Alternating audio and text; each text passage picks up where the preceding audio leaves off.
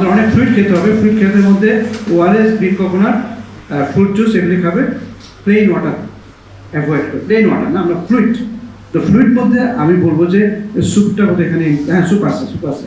এই মানে মাথার মধ্যে সবার ঢুকে গেছে ডাব। এখন ডাবের দাম যে বেড়ে গেছে, আমার আসামে আরো বাড়বে। ডাব খুঁজে পাওয়া যাবে না, বা পেলে অনেক দাম, নট নেসেসারি। মানে আমরা একটা অল্টারনেটিভ হিসেবে ডাব।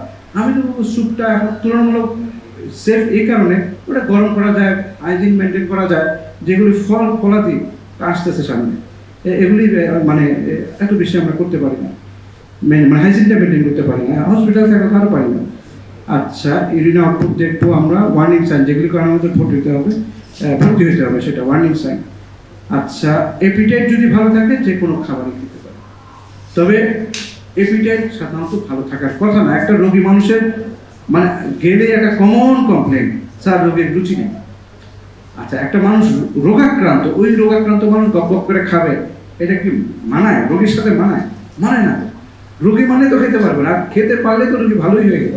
হয়তো কিছু খেতে পারলে লাইট খাবার খাবে, রিচ খাবার খাবে না। এইটাও মানে শুনতে একটু হাস্যকর, কিন্তু হাসপাতালে বসে বিরিয়ানি খায়, এরকম আছে। আচ্ছা, এরপরে আরেকটা হচ্ছে avoid red dark colour food. এটা ডেঙ্গুর জন্য স্পেশাল সমস্যা।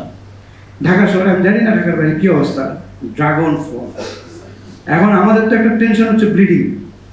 এখন এই ব্লিডিংটার জন্য আমাদের সবসময় খেয়াল রাখি যে পায়খানার লাল হলো কিনা, প্রস্রাব লাল হলো কিনা। এখন দেখা যাচ্ছে যে ড্রাগন ফল খেয়ে এই পায়খানা হলো লাল, আর সার পায়খানা লাল। আমাদের তো টেনশন।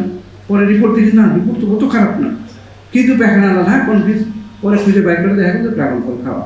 এই বিটরুট, মানে এদের একটা ধারণা যে লাল ফল খেলে বোধহয় মানে ডেঙ্গুর জন্য সুবিধা হবে, জিনিসটা তা নয়। অনেকে ওই যে জন্ডিসের সময় হলুদ খাবার সব বন্ধ করে দেয়।